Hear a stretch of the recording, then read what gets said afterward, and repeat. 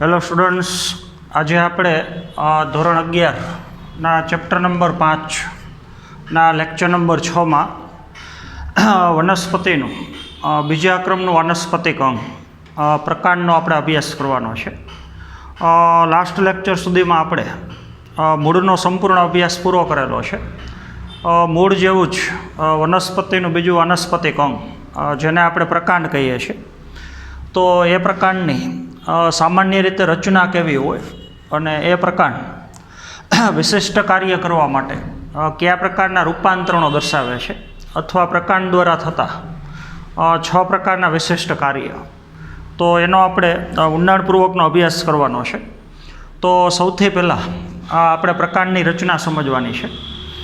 તો સૌથી અગત્યની બાબત મૂળ અને પ્રકાંડ વચ્ચેનો અગત્યનો ભેદ કયો છે, તો એની આપણે થોડી ચર્ચા કરીએ.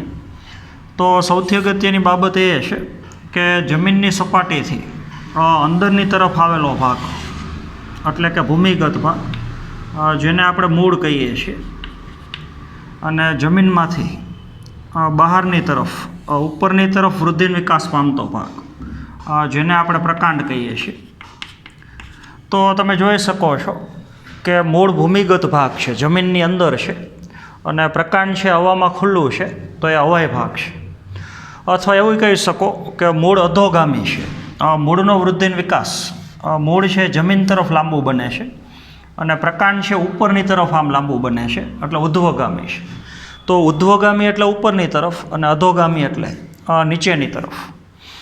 બીજો એક તફાવત એ છે, આપણને ખબર છે કે બીજાંકુરણની ક્રિયા દરમિયાન ભ્રૂણમૂળમાંથી વિકાસ પામતો ભાગ, જેને આપણે મૂળ કહીએ છીએ, તો મૂળનો વિકાસ ભ્રૂણમૂળ અથવા આદિમૂળમાંથી થાય છે, અને પ્રકાંડનો વિકાસ એ તમને ખબર છે ભ્રૂણમૂળની વિરુદ્ધ છેડે આવેલો ભાગ, જેને તમે ભ્રૂણાગ્ર કહો છો અથવા આદિસ્કંદ કહો છો. તો ભ્રૂણાગ્ર અથવા આદિસ્કંદ એમાંથી ઉધ્વ દિશાની અંદર વૃદ્ધિ અને વિકાસ પામતો ભાગ, જેને આપણે પ્રકાંડ કહીએ છીએ. બીજી અગત્યની વસ્તુ, મૂળનો ભાગ છે એ ધન ભૂવર્તી છે, ધન જલાનુવર્તી છે અને ઋણ પ્રકાશાનુવર્તી છે. તો પ્રકાંડમાં વિરુદ્ધ છે. પ્રકાંડ ઋણ ભૂવર્તી છે, ઋણ જલાનુવર્તી છે અને પ્રકાશની દિશામાં લાંબુ બને છે, તો ધન પ્રકાશાનુવર્તી છે. તો બંને અંગનો વૃદ્ધિ અને વિકાસ જે પરસ્પર વિરુદ્ધ છે. બીજો એક અગત્યનો તફાવત, મૂળની અંદર ક્યારેય ગાંઠ અને આંતરગાંઠ ન હોય. તો પ્રકાંડમાં આપણને ખબર છે ગાંઠ અને આંતરગાંઠ હાજર છે. આ જે ભાગ દર્શાવેલા છે એને તમે ગાંઠ કહી શકો, ને બે ગાંઠની વચ્ચેનો વિસ્તાર, જેને આપણે આંતરગાંઠ કહીએ છીએ. તો આવી ઘણી બધી બાબતની અંદર મૂળ અને પ્રકાંડ જે એકબીજા કરતાં રચનાની દ્રષ્ટિએ થોડા ઘણા અલગ પડે છે, વૃદ્ધિ અને વિકાસની દ્રષ્ટિએ પણ એકબીજા કરતાં અલગ પડે છે. તો એ પ્રકારની રચના આકૃતિ ઉપરથી આખો આપણે સમજવાનો પ્રયત્ન કરીએ. તો આપણને ખબર છે કે વનસ્પતિનું ભૂમિગત અંગ એ મૂળ છે, અને હવાઈ અંગ એટલે જેને આપણે પ્રકાંડ કહીએ છીએ. એ પ્રકાંડની અંદર અમુક અંતરે આવેલી રચના, જેને આપણે ગાંઠ કહીએ છીએ, અને ગાંઠ ઉપરથી ઉદ્ભવતું અંગ, જેને આપણે પર્ણ કહીએ છીએ. તો અહીંયા આપણે યાદ રાખવાનું છે કે પ્રકાંડ ઉપર પર્ણની ગોઠવણી અથવા પર્ણનો ઉદ્ભવ જે હંમેશા ગાંઠના ભાગેથી થાય છે. એવી જ રીતથી બે ગાંઠની વચ્ચેનું અંતર, કોઈ પણ બે ગાંઠ એની વચ્ચે આવેલો આખો ભાગ, જે ભાગને આપણે આંતરગાંઠ કહીએ છીએ. તો પ્રકાંડ મુખ્યત્વે બે ભાગની અંદર વિભાજિત છે, ગાંઠ અને આંતરગાંઠ. ગાંઠ ઉપરથી સર્જાતું અંગ, જેને આપણે પર્ણ કહીએ છીએ. તો વ્યાખ્યા ખાસ આપણે યાદ રાખવાની છે. બે ગાંઠની વચ્ચે આવેલો વિસ્તાર, જેને આપણે આંતરગાંઠ કહીએ છીએ, અને ગાંઠ ઉપરથી ઉદ્ભવતું અંગ, જેને આપણે પર્ણ કહીએ છીએ. તો પર્ણનો હંમેશા ઉદ્ભવ પ્રકાંડ ઉપર ગાંઠના ભાગે જ હોય છે. ત્યારબાદ પ્રકાંડ બે પ્રકારની કલિકાએ ધારણ કરે છે. પ્રકાંડની ટોચ ઉપર આવેલી કલિકા, અને જે કલિકાને આપણે અગ્રકલિકા કહીએ છીએ, અથવા એને તમે પ્રકાંડાગ્રય કહી શકો. પ્રકાંડાગ્ર એટલે પ્રકાંડનો અગ્રભાગ અથવા અગ્રભાગમાં આવેલી કલિકા, તો કહી શકો અગ્રકલિકા. પ્રકાંડ અને પર્ણ એની વચ્ચે જે ખૂણો પડે છે એ ખૂણાને તમે કોક્સ કહી શકો અને ત્યાં ગોઠવાયેલી કલિકા, તો એ કલિકાને તમે કોક્સ કલિકા કહી શકો. તો આપણને ખબર છે અગ્રકલિકાની અંદર કોષ વિભાજન થાય તો મુખ્ય પ્રકાંડની લંબાઈ વધે છે અને કોક્ષકલિકાની અંદર કોષ વિભાજનની ક્રિયા થઈ અને એમાંથી નવી શાખાનું સર્જન થઈ શકે. એ શાખાએ પાછી ગાંઠ અને આંતરગાંઠ ધરાવે છે, એના ઉપર પણ પાછા પર્ણ આવેલા હોય છે. તો નવી શાખાનું સર્જન કરવું એ કાર્ય કોક્ષકલિકાનું છે. કોક્ષકલિકામાંથી ઘણી વખત નવી શાખાની જગ્યાએ પુષ્પનું સર્જન થઈ શકે, તો કોક્ષકલિકામાં કોષ વિભાજનની ક્રિયા થઈને નવી શાખાએ બની શકે અને પુષ્પનું નિર્માણ થઈ શકે. તો આવી પ્રકાંડ ઉપર સ્થાનની દ્રષ્ટિએ અને કાર્યની દ્રષ્ટિએ અગત્યની બે કલિકાઓ આવેલી છે, એક અગ્રકલિકા અને બીજું જે કલિકાને આપણે કોક્ષકલિકા કહીએ છીએ. બીજી અગત્યની વસ્તુ, મોટાભાગની વનસ્પતિમાં જ્યારે પ્રકાંડ તરુણ હોય એટલે કે બીજને આપણે જમીનમાં વાવ્યું હોય અને અંકુરણની ક્રિયા થઈ અને તાજો વિકાસ પામેલો છોડ હોય તો એ વનસ્પતિનું પ્રકાંડ મોટાભાગે લીલા રંગનું હોય છે. તો જ્યાં સુધી પ્રકાંડ તરુણ છે ત્યાં સુધી પ્રકાંડની પેશીના જે કોષો છે એમાં હરિતદ્રવ્ય હાજર છે, એટલે શરૂઆતમાં પ્રકાંડનો રંગ લીલો છે. જેમ જેમ વનસ્પતિનો વૃદ્ધિ અને વિકાસ થતો જાય, પ્રકાંડનો ભાગ છે પરિપક્વ બનતો જાય, એમ આપણને ખબર છે પ્રકાંડની બાહ્ય સપાટી ઉપર ધીમે ધીમે મૃત છાલનું નિર્માણ થાય છે. તો ધીમે ધીમે પ્રકાંડ લીલા રંગમાંથી કથ્થાઈ પડતા રંગનું અથવા કાળાશ પડતા રંગનું બને છે. તો એવા પ્રકાંડની અંદર હરિતદ્રવ્ય હવે ગેરહાજર છે. તો જ્યાં સુધી પ્રકાંડ તરુણ હોય ત્યાં સુધી પ્રકાંડનો રંગ લીલો છે અને જ્યારે પ્રકાંડની બાહ્ય સપાટી ઉપર મૃત છાલ કાષ્ઠનું નિર્માણ થઈ જાય, કાષ્ઠ એટલે છાલ, તો જ્યારે પ્રકાંડ કાષ્ઠમય બને છે ત્યારે એની મજબૂતાઈ વધી જાય છે અને પ્રકાંડ છે એ પોતાનો લીલો રંગ છે ગુમાવે છે. તો આવી ઘણી બધી માહિતી આપણે પ્રકાંડ વિશે સમજ્યા એની સામાન્ય રચનાની અંદર. હવે મૂળની જેમ જ પ્રકાંડ દ્વારા થતા કાર્ય જે બે પ્રકારના છે, પ્રકાંડ સામાન્ય કાર્ય કરે છે અને વિશિષ્ટ કાર્ય કરે છે. તો બધી વનસ્પતિની અંદર પ્રકાંડ જે કાર્ય કરે છે એ કાર્યને આપણે સામાન્ય કાર્ય કહીએ છીએ અને અમુક અમુક પ્રકારના કાર્ય કરવા માટે અમુક અમુક જાતિની વનસ્પતિમાં પ્રકાંડની અંદર રૂપાંતરણો થયેલા હોય છે. તો બધી વનસ્પતિમાં જે કાર્ય પ્રકાંડ દ્વારા થતું ન હોય એ કાર્યને આપણે વિશિષ્ટ કાર્ય કહીએ છીએ. તો સામાન્ય કાર્ય આપણને ખબર છે. તો સામાન્ય કાર્યની અંદર પ્રકાંડનું કાર્ય એક તો વનસ્પતિના અલગ અલગ ભાગો, આ જે મુખ્ય પ્રકાંડ છે એ નાની નાની શાખાઓ, પર્ણ, પુષ્પની અંદર ફલનની ક્રિયા થયા પછીનું ફળ, તો આવા બધા ભાગોને ધારણ કરવા, વાતાવરણની અંદર એ ભાગોની ગોઠવણી કરવી, એનો ફેલાવો, એનો પ્રસાર કરવો, તો એ કાર્ય પ્રકાંડનું છે. તો પ્રકાંડ પોતાની સાથે જોડાયેલા બધા અંગોને ધારણ કરવાનું, હવાની અંદર ગોઠવવાનું, એનો પ્રસાર કરવાનું કાર્ય કરે છે. બીજી અગત્યની વસ્તુ, જમીનમાંથી મૂળ દ્વારા જે ખનિજ દ્રવ્ય અને પાણીનું શોષણ થયું છે એ ખનિજ દ્રવ્ય અને પાણીનું પર્ણ અને વનસ્પતિના અન્ય ભાગો તરફ વહન કરવું મૂળે શોષ્યા પછી, તો એ કાર્ય પણ પ્રકાંડનું કાર્ય છે.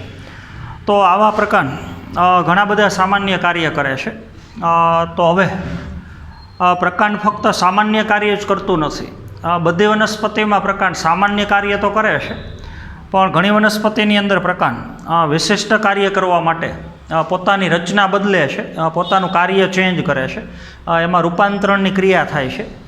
તો પ્રકાંડ દ્વારા થતા વિશિષ્ટ કાર્ય જે ખરેખર 6 પ્રકારના છે, તો એ કાર્યને હવે આપણે એક પછી એક સમજવા માટેનો પ્રયત્ન કરીએ.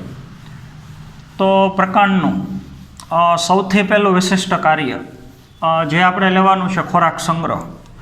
જેમ આપણે મૂળમાં જોયું કે અમુક વનસ્પતિમાં વધારાના ખોરાકનો સંગ્રહ મૂળની અંદર થાય છે, એમ અમુક વનસ્પતિની અંદર વધારાના ખોરાકનો સંગ્રહ જે પ્રકાંડના અલગ અલગ ભાગોમાં થાય છે. તો હવે આપણે લઈએ છીએ પ્રકાંડનું વિશિષ્ટ કાર્ય ખોરાક સંગ્રહ.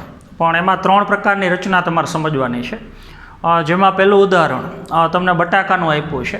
તો બટાકાના પ્રકાંડમાં જ્યારે ખોરાકનો સંગ્રહ થઈ જાય તો એ ખોરાકનો સંગ્રહ કરેલી રચના, જેને તમે ગ્રંથિલ કહી શકો. તો થોડું આપણે આકૃતિ દ્વારા સમજીએ. જમીનની સપાટી, પછી જે પ્રકાંડનો ભાગ છે એ ભૂગર્ભીય પ્રકાંડ છે. તો ત્યાં થોડુંક તમારે સમજવાનું છે. પ્રકાંડનો જેટલો ભાગ હવામાં ખુલ્લો હોય તો એને તમે હવાઈ પ્રકાંડ કહી શકો. પણ અમુક વનસ્પતિમાં પ્રકાંડનો ભાગ મૂળની જેમ જ જમીનની બહાર ન હોતા જમીનની અંદર હોય છે, તો એ પ્રકાંડને તમે ભૂગર્ભીય પ્રકાંડ કહી શકો. એ ભૂગર્ભીય પ્રકાંડ ઉપર સામાન્ય પ્રકાંડની જેમ જ ગાંઠ અને આંતરગાંઠ આવેલી છે, અને એ પ્રકાંડના નીચેની બાજુના ભાગમાંથી અસ્થાનિક મૂળ સર્જાય છે. બીજું, ગાંઠ ઉપર સલ્કી પર્ણ આવેલા હોય છે. સલ્કી પર્ણ એટલે સૂકા ફોતરા જેવા, અને ખાસ કરીને મૃત પર્ણ, જે પ્રકાશ સંશ્લેષણનું કાર્ય ન કરી શકે પણ એકદમ પાતળા છે, ફોતરા જેવા છે, શુષ્ક છે અને મૃત છે. તો હવે પ્રકાંડ અને સલ્કી પર્ણ, પ્રકાંડ ઉપર સલ્કી પર્ણ છે, તો પ્રકાંડ અને સલ્કી પર્ણ વચ્ચેની કક્ષ અને ત્યાં આવેલી કલિકા એટલે કહી શકો કક્ષ કલિકા. તો એ કક્ષ કલિકામાં કોષ વિભાજનની ક્રિયા થઈને શાખાનું નિર્માણ થાય છે. તો આપણને ખબર છે પર્ણનો ભાગ છે હવામાં ખુલ્લો છે, તો પર્ણ દ્વારા પ્રકાશ સંશ્લેષણની ક્રિયા થઈ અને જે વધારાનો ખોરાક બન્યો હોય એ ખોરાકનો સંગ્રહ કક્ષકલિકામાંથી વિકાસ પામેલી જે શાખા છે એ શાખાના ટોચ ઉપર થાય છે, અને એ ભાગ ફૂલીને દળદાર અથવા માંસલ બને છે. તો ખોરાકનો સંગ્રહ થઈને બનેલી ગોળ કે લંબગોળ રચના, જેને આપણે હવે બટાકા કહીએ છીએ, અને એ ભાગને હવે તમે ગ્રંથિલ કહી શકો. તો આપણને ખબર છે એ બટાકા ઉપર પ્રકાંડની અંદર જ ખોરાકનો સંગ્રહ થયો. તો ખોરાકનો સંગ્રહ કરેલા જે બટાકા છે તો એની ઉપર એ ગાંઠ અને આંતરગાંઠ આવેલી છે. તો જે જગ્યાએ ગાંઠ હોય ત્યાં કલિકાઓ આવેલી છે, તો એ બધી કક્ષ કલિકાઓ છે. તો આપણને ખબર છે કે બટાકાની સપાટી ઉપર ખાડા ખાડા જેવી રચના હોય છે. એ જે ખાડા જેવી રચના છે એને તમે આંખ કહી શકો, અને આંખની અંદર જે કોષનો સમૂહ છે એને તમે કક્ષકલિકા કહી શકો. તો આ કક્ષકલિકામાં કોષ વિભાજનની ક્રિયા થઈને ભવિષ્યમાં ફરી પાછો નવો છોડે બની શકે.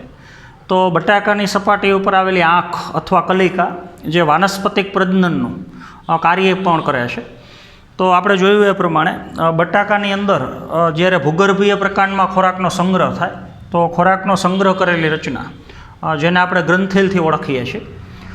એવું જ બીજું ઉદાહરણ ખોરાક સંગ્રહનું આપણે ગાંઠામૂળી લેવાનું છે. તો એને આપણે થોડું સમજીએ. તો પહેલાં તો ગાંઠામૂળી અથવા ઇંગ્લિશમાં એને તમે રાઇઝોમ કહી શકો. તો આદુ વનસ્પતિ છે, હળદર છે, કેળા છે, કેના છે, તો આ બધી વનસ્પતિની અંદર ભૂગર્ભીય પ્રકાંડમાં જ્યારે ખોરાકનો સંગ્રહ થઈ જાય તો એ ખોરાકનો સંગ્રહ કરેલી રચના, જેને તમે ગાંઠામૂળી અથવા રાઇઝોમ કહી શકો. તો આપણે આદુ માટે સમજવાનો પ્રયત્ન કરીએ. તો જમીનની અંદર આવેલું પ્રકાંડ, જેમ બટાકાની અંદર પ્રકાંડ લંબ અક્ષે ગોઠવાયેલું છે, એ રીતથી પ્રકાંડની ગોઠવણી આમાં ન હોય, પણ પ્રકાંડનો ભાગ જે ભૂગર્ભીય છે અને જમીનની અંદર એ પ્રકાંડ અનુપ્રસ્થ અક્ષે ગોઠવાયેલું છે. અનુપ્રસ્થ અક્ષે એટલે જમીનની સમક્ષિતિજ દિશામાં, આડી દિશામાં. તો એ ભૂગર્ભીય પ્રકાંડ ઉપર આપણે વાત કરી એ પ્રમાણે ગાંઠ અને આંતરગાંઠ આવેલી છે. એ ભૂગર્ભીય પ્રકાંડ ઉપર ભેગા સલ્કી પર્ણય આવેલા છે, પણ પ્રકાંડ ઊભું નથી, આમ અનુપ્રસ્થ અક્ષે ગોઠવાયેલું છે. અને પ્રકાંડના તલ ભાગમાંથી અસ્થાનિક મૂળનું સર્જન થાય છે. તો જેમ જેમ પ્રકાશ સંશ્લેષણ થતું જાય પર્ણ દ્વારા, એમ વધારાના ખોરાકનો સંગ્રહ ભૂગર્ભીય પ્રકાંડમાં થતો જાય, અને જેના લીધે પ્રકાંડ દળદાર અને માંસલ બને છે. તો આવું ખોરાકનો સંગ્રહ કરેલું પ્રકાંડ, જેને આપણે ગાંઠામૂળી અથવા રાઇઝોમ કહીએ છીએ, તો આવી રચના આદુ, હળદર, કેળા વનસ્પતિ અને કેના એમાં જોવા મળે છે. ભૂગર્ભીય પ્રકાંડનું ખોરાક સંગ્રહ માટેનું ત્રીજું રૂપાંતરણ, જેને આપણે વજ્રકંદ કહીએ છીએ, તો એ વજ્રકંદ સુરણ વનસ્પતિ છે, અળવી વનસ્પતિ છે, જમીનની અંદર આવેલા કંદ છે તો એની અંદર જોવા મળે છે.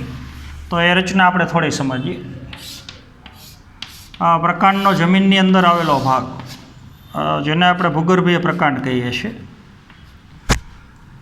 તો અહીંયા આપણે સમજવાનું છે કે ભૂગર્ભીય પ્રકાંડની અંદર જે આંતરગાંઠો છે એમાંથી કોઈ પણ એક આંતરગાંઠ એ ખોરાકનો સંગ્રહ કરી દળદાર અને માંસલ બને છે. તો મોટાભાગનો ખોરાકનો સંગ્રહ એકાદી આંતરગાંઠમાં જ થાય છે. તો એક જ આંતરગાંઠમાં ખોરાકનો સંગ્રહ થઈ અને જો ભાગ દળદાર અને માંસલ બની જાય તો એવી રચનાને આપણે વજ્રકંદ કહીએ છીએ. તો વજ્રકંદ ખરેખર તો ગાંઠામૂળીનું રૂપાંતરિત સ્વરૂપ છે. ગાંઠામૂળીની અંદર બધી આંતરગાંઠમાં ખોરાકનો સંગ્રહ થાય છે અને વજ્રકંદની અંદર એક કે બે આંતરગાંઠમાં જ ખોરાકનો સંગ્રહ થઈ અને તે દળદાર અથવા માંસલ બને છે. તો આવું વજ્રકંદ સુવર્ણ વનસ્પતિ અળવી છે, જમીનના કંદ છે, એની અંદર જોવા મળે છે. તો પ્રકાંડનું પહેલું વિશિષ્ટ કાર્ય ખોરાક સંગ્રહ આપણે પૂરું કર્યું. ત્યાર પછીનું પ્રકાંડનું બીજું વિશિષ્ટ કાર્ય આધાર અથવા આરોહણની ક્રિયા. આરોહણની ક્રિયા ન કહેવું હોય તો એને આધાર પ્રકારનું વિશિષ્ટ કાર્ય કહી શકો. તો એ પ્રક્રિયાની અંદર ખરેખર શું થાય છે એ આપણે સમજવાનો પ્રયત્ન કરીએ. તો આપણને ખબર છે ઘણી વનસ્પતિ વેલા સ્વરૂપની હોય છે, લતા સ્વરૂપની હોય છે. તો જે વનસ્પતિ વેલા સ્વરૂપની હોય છે એ વનસ્પતિનું પ્રકાંડ પાતળું હોય, નબળું હોય, દોરી જેવું હોય છે. તો વનસ્પતિ પોતાના રીતથી ટટ્ટાર ઊભી રહી શકતી નથી. તો આવી વનસ્પતિ આજુબાજુના આધારનો ઉપયોગ કરી અને વેલા સ્વરૂપની વનસ્પતિ જે નીચેથી ઉપરની દિશામાં આરોહણ પામે છે. તો એ આરોહણની ક્રિયામાં વનસ્પતિને ઘણી વખત પ્રકાંડ મદદરૂપ થાય છે. તો પ્રકાંડનું વિશિષ્ટ કાર્ય જે આપણે આરોહણ કહેશું. તો સૌથી પહેલાં તો આપણે આધાર બતાવીએ છીએ અને આધારની બાજુમાં ઉગેલી વેલા સ્વરૂપની વનસ્પતિ જેનું પ્રકાંડ પાતળું અને એકદમ નબળું છે. તો પ્રકાંડ ઉપર આવેલી ગાંઠ અને આંતરગાંઠ, ગાંઠ ઉપરથી સર્જાતું અંગ જેને તમે પર્ણ કહી શકો.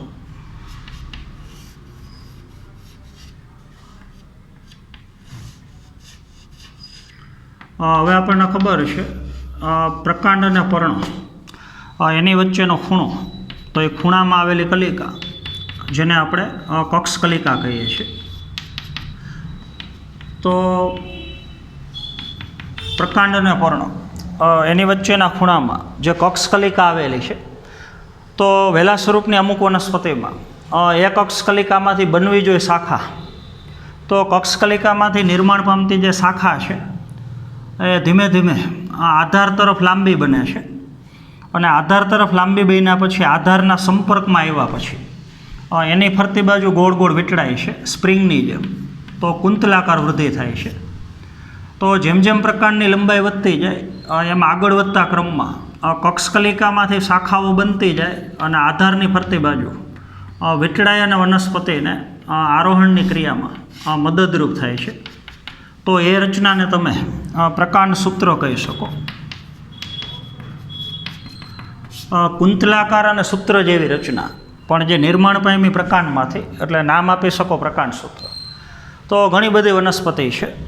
તુમરો વનસ્પતિ જેનું ફળ એકદમ ફૂલાઈને કદમાં મોટું થઈ ગયું હોય તો એને તમે તુમરો કહી શકો. તો કાકડી વનસ્પતિ છે, કોળું છે, તરબૂચ છે, એ બધા તુમરોના ઉદાહરણ છે. એવી જ રીતથી દ્રાક્ષનો વેલો, કારેલાનો વેલો, કૃષ્ણકમળ, તો આ બધી વનસ્પતિમાં કક્ષકલિકામાંથી જે શાખા વિકાસ પામે છે એ કુંતલાકારે સ્પ્રિંગની જેમ વૃદ્ધિ પામી અને આધારની ફરતી બાજુ વીંટળાય અને વનસ્પતિને આરોહણની ક્રિયામાં મદદરૂપ થાય છે. તો પ્રકાંડનું બીજા ક્રમનું વિશિષ્ટ કાર્ય જે આધાર અથવા આરોહણ છે.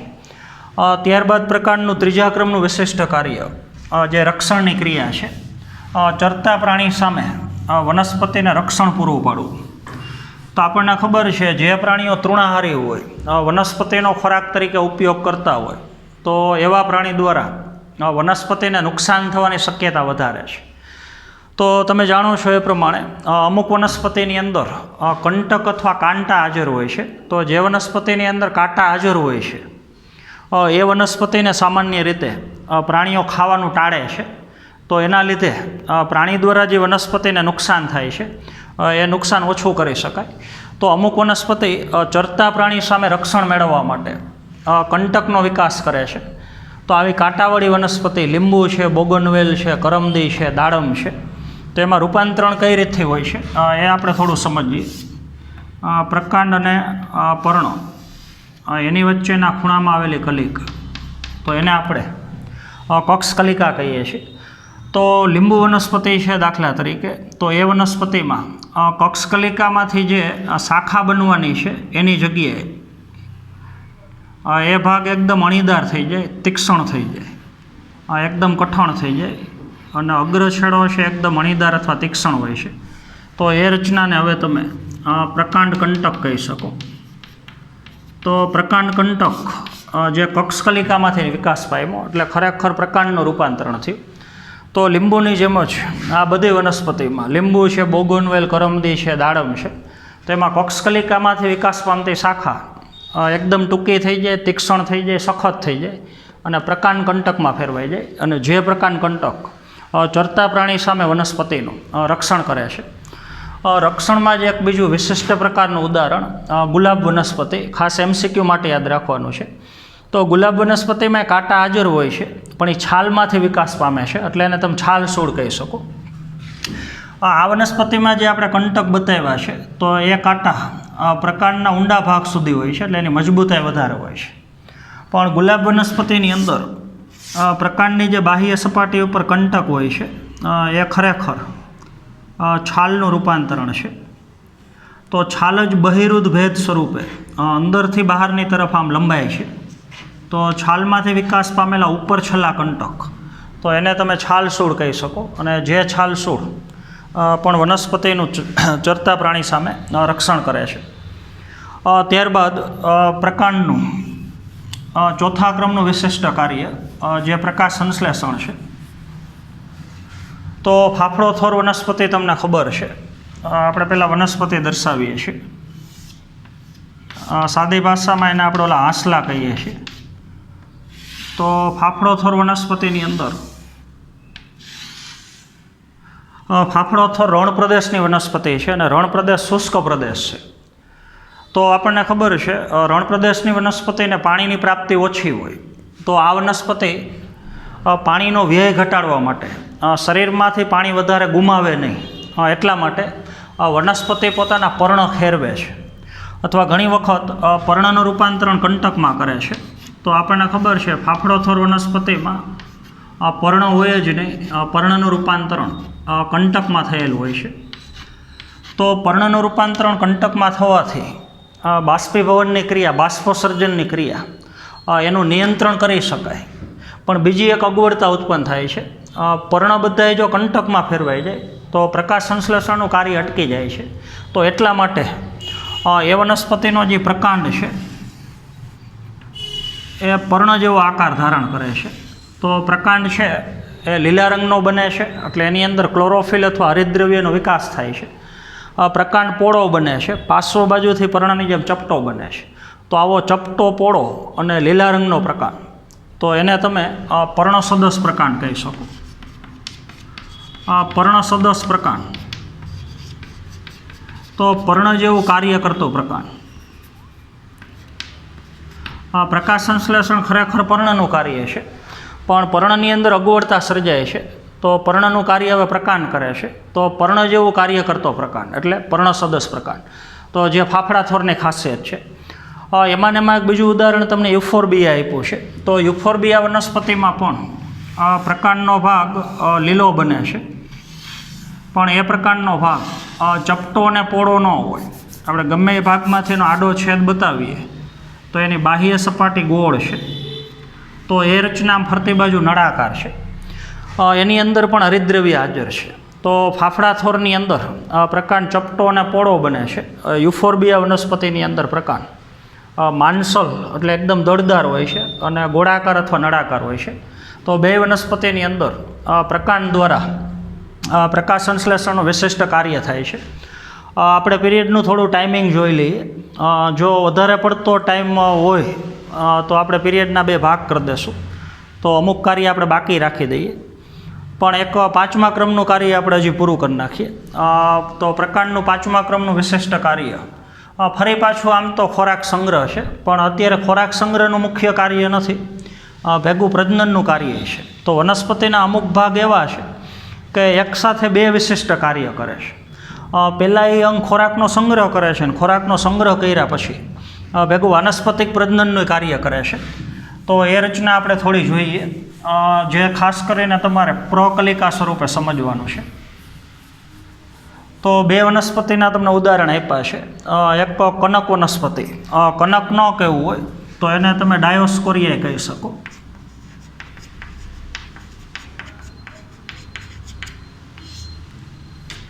રામબાણના બીજા ઘણા બધા નામ છે, અગવ અમેરિકાના છે, કેતકી છે, યુકા વનસ્પતિ છે, બરાબર. તો પહેલાં આપણે કનકથી શરૂઆત કરીએ છીએ. તો કનક વનસ્પતિની અંદર સૌથી પહેલાં તો પ્રકાંડનો ભાગ, પ્રકાંડ ઉપરથી સર્જાયેલું અંગ એટલે પર્ણ, પ્રકાંડ અને પર્ણ એની વચ્ચેનો ખૂણો જેને આપણે કક્ષ કહીએ છીએ, અને ત્યાં આવેલી કલિકા એને તમે કક્ષ કલિકા કહી શકો. હમણાં આપણે વાત કરી એમ, જો કક્ષ કલિકા પોતાનું સામાન્ય કાર્ય કરે તો કક્ષ કલિકામાંથી શાખાએ બની શકે અથવા ત્યાંથી પુષ્પ બની શકે.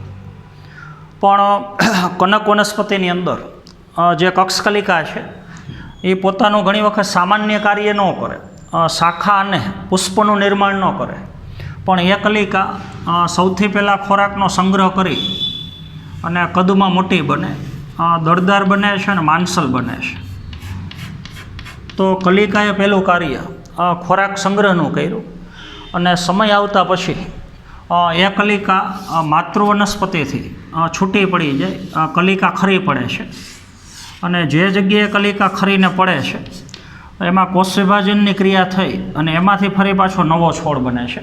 તો એ કલિકા પ્રજનનનું ભેગું કાર્ય કરે છે. તો આવું વિશિષ્ટ કાર્ય કરવા માટે જે રૂપાંતરિત થયેલી કલિકા છે, તો એવી કલિકાને તમે પ્રકલિકા કહી શકો.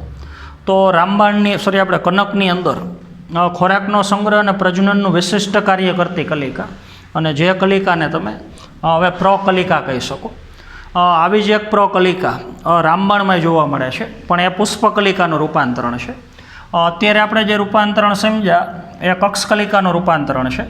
રામબાણ વનસ્પતિની અંદર પુષ્પ વિન્યાસ એકદમ લાંબો હોય છે અને એની ઉપર પુષ્પ ગોઠવાયેલા હોય છે. તો હવે જે આપણે કલિકા બતાવીએ છીએ એ પુષ્પકલિકા છે. જો આ પુષ્પકલિકા પોતાનું સામાન્ય કાર્ય કરે તો પુષ્પકલિકામાંથી ખરેખર પુષ્પનું નિર્માણ થવું જોઈએ. પણ અમુક કલિકા એવી હોય જે પોતાનું સામાન્ય કાર્ય ન કરે, એટલે કે પુષ્પકલિકામાંથી પુષ્પ ન બને, પણ આની જેમ જ અમુક કલિકાઓ ખોરાકનો સંગ્રહ કરી અને દળદાર અને માંસલ બને છે. અને પછી આપણે વાત કરી એ જ પ્રમાણે પિતૃ વનસ્પતિથી છૂટી પડી અને પછી એમાંથી નવા છોડનું નિર્માણ કરે છે. તો આવી કલિકાને તમે પણ પ્રકલિકા કહી શકો. તો આવી પ્રકલિકા કનક અને રામબાણમાં જોવા મળે છે. તો કનકની અંદર જે કલિકા આપણે સમજ્યા એ કક્ષકલિકાનું રૂપાંતરણ છે, અને રામબાણની અંદર આપણે જે કલિકા સમજ્યા એ ખરેખર પુષ્પકલિકાનું રૂપાંતરણ છે. હવે આપણે પીરિયડનું થોડું ટાઈમિંગ જોઈ લઈએ, કેટલો ટાઈમ થયો છે. બહુ મોટો પીરિયડ બની ગયો હોય તો આપણે 6થા ક્રમનું વિશિષ્ટ કાર્ય આવતા પીરિયડમાં સમજશું. સહેજ આપણે જોઈ લઈએ.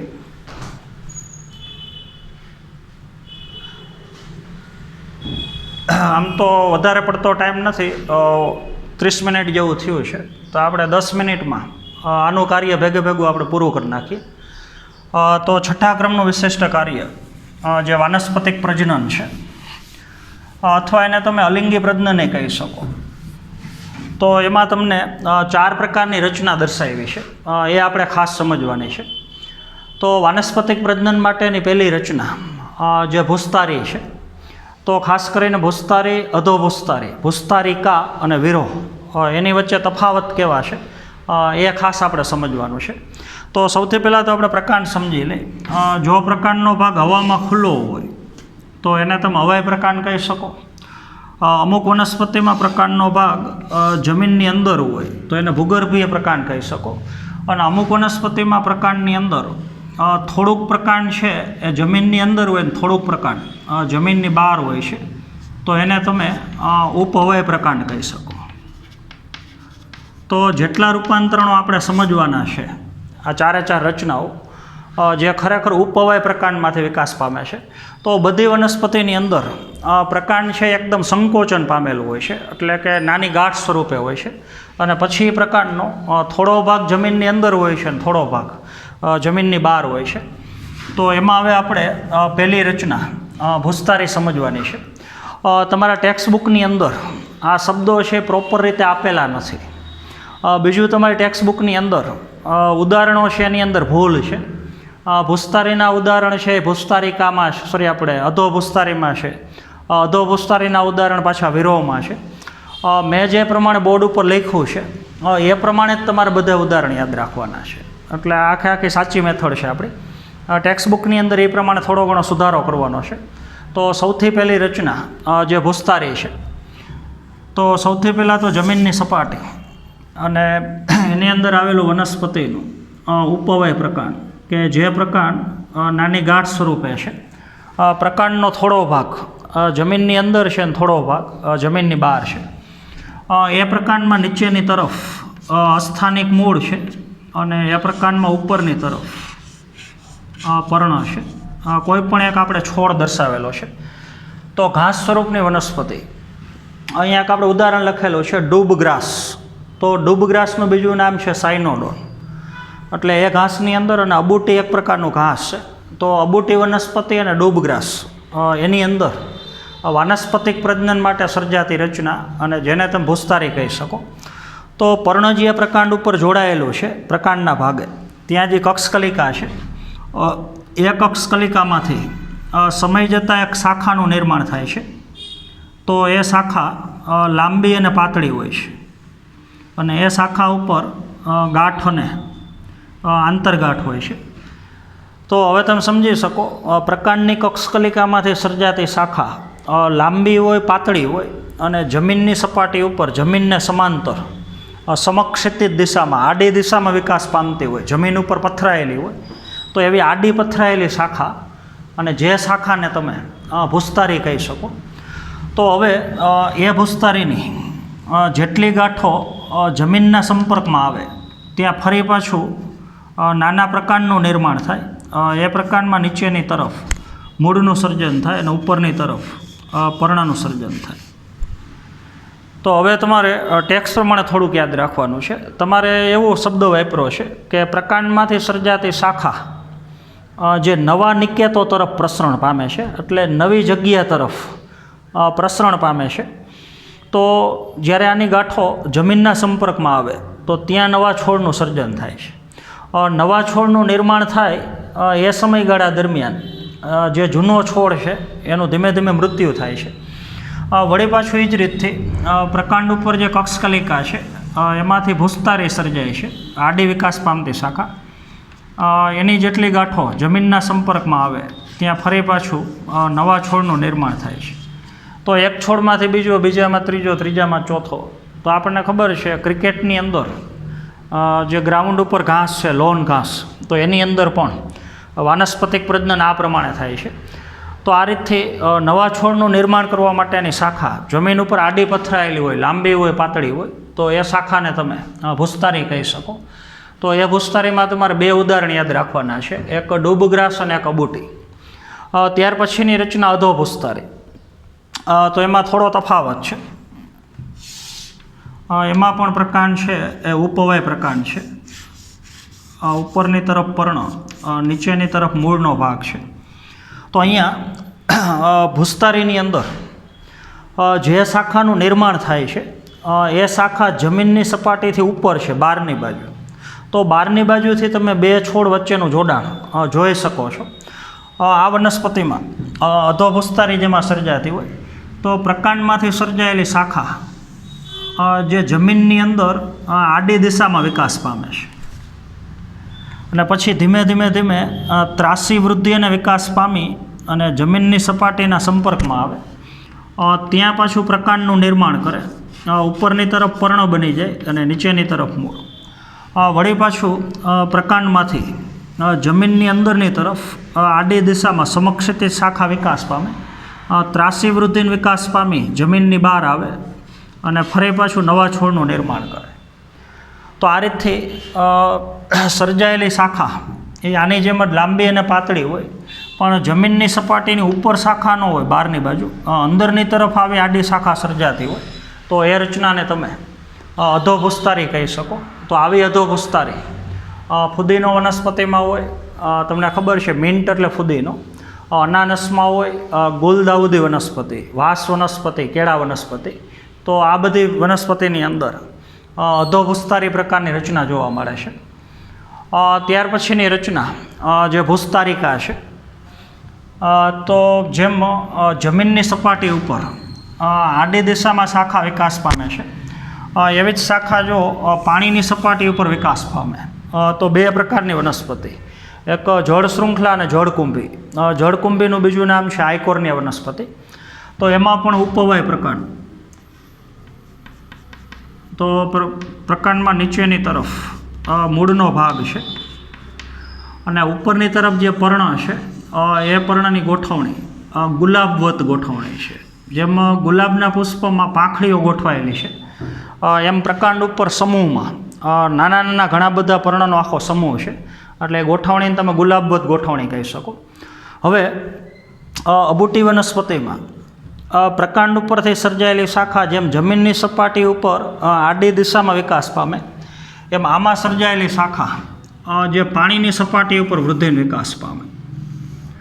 બીજું, આ શાખા લાંબી અને પાતળી હોય, એટલે આની આંતરગાંઠો એકદમ લાંબી હોય અને આ શાખા ટૂંકી અને જાડી હોય. તો આંતરગાંઠો એકદમ ટૂંકી હોય અને જ્યાં ગાંઠ સંપર્કમાં આવે જમીનના, ત્યાં પ્રકાંડનું સર્જન કરી અને ફરી પાછું બીજા છોડનું સર્જન કરે છે. તો આવી આડી વિકાસ પામતી શાખાઓ જો પાણીની સપાટી ઉપર પથરાયેલી હોય તો એ રચનાને તમે ભૂસ્તારિકા કહી શકો. અને છેલ્લી રચના વિરોહ. તો એ આપણે સમજીએ. સૌથી પહેલાં તો જમીનની સપાટી. તો સ્ટ્રોબેરી વનસ્પતિ છે, જુઈ વનસ્પતિ છે, ફુદીનાનો એક પ્રકાર બીજો, આમ તો ફુદીનો જ છે પણ એ યાદ રાખવાનું છે તમારે પેપરમિન્ટ. ખાલી મિન્ટ એટલે ફુદીનો અને પેપરમિન્ટ એટલે ફુદીનાનો એક વિશિષ્ટ પ્રકાર છે. તો પેપરમિન્ટની અંદર ફરી પાછું ઉપવય પ્રકાર, ઉપરની તરફ પર્ણનો ભાગ, નીચેની તરફ મૂળનો ભાગ. અહીંયા આપણે ખાસ થોડું સમજવાનું છે. જેમ અબૂટી વનસ્પતિમાં કક્ષકલિકામાંથી વિકાસ પામતી શાખા જેમ સીધી આડી દિશામાં વિકાસ પામે છે, તો એવો વિકાસ આમાં ન હોય. કક્ષકલિકામાંથી વિકાસ પામતી શાખા પહેલાં કમાનાકાર વિકાસ પામે છે. હવાની અંદર શાખા વળાંક લે છે અને હવામાં શાખાએ વળાંક લીધા પછી ધીમે ધીમે શાખા વૃદ્ધિનો વિકાસ પામી અને ફરી પાછી જમીનના સંપર્કમાં આવે છે અને જ્યાં જમીનના સંપર્કમાં શાખા આવે છે ત્યાં ફરી પાછું નવા છોડનું સર્જન કરે છે. ફરી પાછી એમાંથી કમાનાકાર વિકાસ પામતી શાખા, ત્રાસી વિકાસ પામતી શાખા ફરી પાછી નવા છોડનું સર્જન કરે છે. એટલે જો શાખાનો વિકાસ સીધો આડી દિશામાં ન થતો હોય, આવો કમાનાકાર વિકાસ થતો હોય, તો એ શાખાને તમે વિરોહ કહી શકો. તો આવી રીતે તમે જોઈ શકો છો કે કક્ષકલિકામાંથી વિકાસ પામતી અલગ અલગ પ્રકારની રચનાઓ જે નવા છોડનું સર્જન કરે છે, વાનસ્પતિક પ્રજનનનું કાર્ય કરે છે. તો આપણે પ્રકાંડ નામનું અંગ એની મોટાભાગની રચના આજના પીરિયડમાં આપણે પૂરી કરેલી છે. હજી પ્રકાંડ માટેનો એક વિશિષ્ટ પ્રકારનો પ્રશ્ન થોડુંક તમારે ટેક્સ બારનું હજી આપણે કરવાનું છે. એની તમને આપણે એક્સ્ટ્રા થિયરી આપશું અને પછી એ થિયરી આપણે ચલાવશું. તો આજના પીરિયડમાં આપણે અહીંયા સુધી રાખશું. Thank you.